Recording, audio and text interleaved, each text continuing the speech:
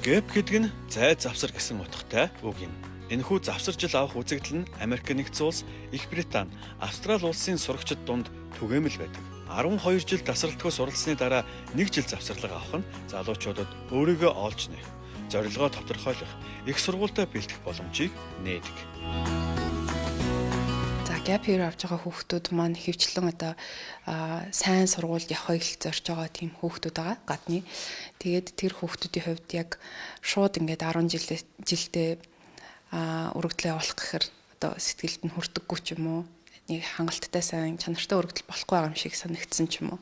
Эсвэл яг цаашдаа ирээдүйдээ яг ямар мэрэгчлэлээр явахаа мэдгүй, зорилгоо хараахан тодорхойлоогүй байгаа хүүхдүүд gap year авдаг. Яг нэг уламжлалт ойлголтоор бол яг 18 хүрээл 10 жилийн төгслөө. Тэгээд их сургуультаа орох ёстой гэдэг тийм ойлголт байгаа тий.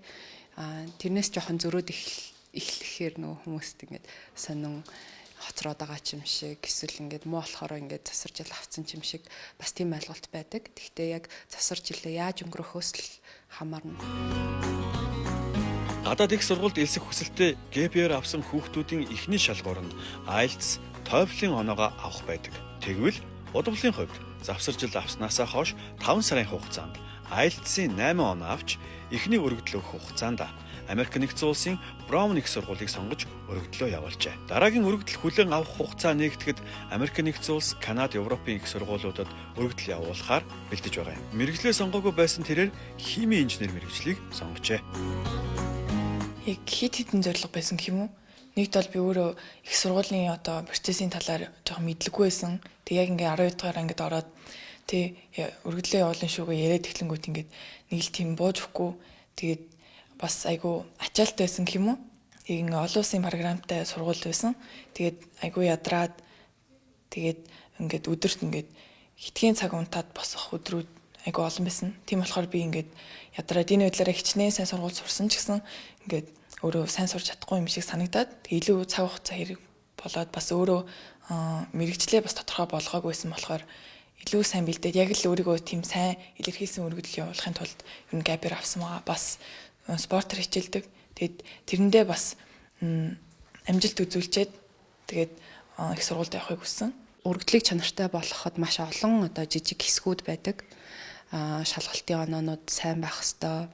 Дээрэс нь яг тухайн хүүхдийн зорилго нь илүү тодорхой болцсон. Зорилгынхаа төлөө тодорхой халахмууд хийцэн байх нь аягүй чухал байдаг. Дээрэс нь өөрийнхөө сонирхлын чиглэлээр ямар нэгэн зүйл санаачлаад хийгээд олон нийтэд хэрэгтэй үр нөлөөтэй зүйл хийцэн байх нь аягүй хэрэгтэй байдаг. Тэгэхээр тэр саяны ярьсан чиглэлүүдийн дагуу юм хийгээд өөрийгөө хөгжүүлж авах хэрэгтэй. Тэр нь өөрөө gap year үр дүнтэй болох арга гэсэн. Портлууд ирсэн үү? Портл ирсэн. Тэгээд бүх юм оруулаад тэгтээ нэг хэсэг нэгээд дутаагаад. Чамд интервью гэж байна уу? Тэг минийх дээр яг өөрийгөө танилцуулсан бичлэг явуулсан. Харин намайг үсгэсэн. Браун гэж SAT заав шаарддаг. Тийм заав шаардна. Би тэгтээ эхний оноо явуулсан ч гэсэн тэгээд дараа нь би илүү сайжруулж чаднаа гэд тэрийг явуулах гэж байна гэж имэйл бичсэн. Бас тийж болдсон. Тийм. Тэгээд additional info дээр бас бичсэн. Тэгээд харж болох гэж бод. Манай аав хоёр бол намайг айгуу сайн дэмжсэн. Өөртөө бас миний охин цаг хэрэгтэй байгаад тэгээд ааваа гэж хэлсэн. Гэтэ ер нь ангийнхаа хүмүүсийг харж байгаад яг хилэнгүүт тийм үү би ч гэсэн бас gap year амаар санагдчихсэн шүү дээ. Гэтэ аав хоёр данж төвшөөрөхгүйгээд хэлжсэн хүмүүс бас зөндөө байсан. 6 сараас эхлээд энэ хөтөлбөрт явж эхэлсэн. Тэгээ эхний өдрүүдэд болохоор бид нар яг ингээд college application process тэгээд яаж сургуулаа судалдیں۔ Ингээ ерөнхий хичээлүүд орж эхлээд тэгээд 8 сараас 9 сар хүртэл дадлага хийсэн. 7 хоногийн 3 өдөр.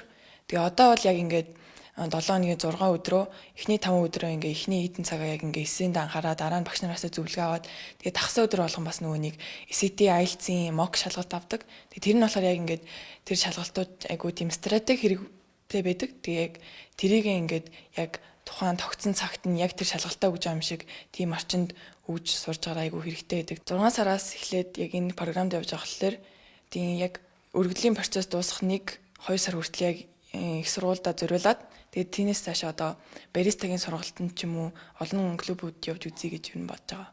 Миний бодлоор яг ингээд 1 жил гээд бодчихгоо хүн тайвширч тийм шиг санагддаг. Тэг яг ямар нэгэн тийм чиглүүлэх хэрэгтэй юм шиг санагдсан. Тийм болохоор би өөрөө энд орж ирсэн болохоор ер нь gap year авж байгаа хүүхдүүд яг цагаа яг би энэ сард юм хийн гэж цагаа яг сайн төлөвлөхгүй бол ингээд яваал байт юм билээ шүү гэж хэлмээр байна.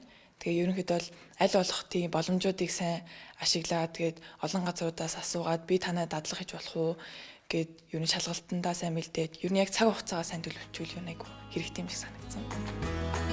Gap year авахыг эцэг эхчүүд үеийнхнээсээ хоцорч цаг алдаж байна гэж харах нь элбэг байдаг. Гэвч завсарсан нэг жилээ үр дүнтэй өнгөрөөж чадвал жил алдах гэхээсээ илүүтэйгээр жил хожих боломжтой. Мөн завсар жил авах шийдвэр гаргахдаа сэтгэл хөдлөлөөр хандж болохгүйг анхаарах хэрэгтэй.